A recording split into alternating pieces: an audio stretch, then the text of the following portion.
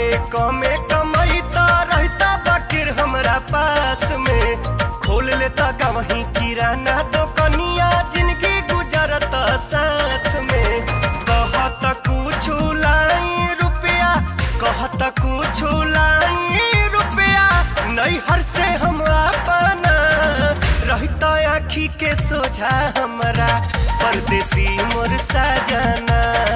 रहता आखी के सोझा हमरा परदेसी मोर सजना नइखी मांगत साया साड़ी नइखी मांगत कंगना नइखी मांगत साया साड़ी नइखी मांगत कंगना रहता आखी के सोझा हमरा परदेसी मोर सजना।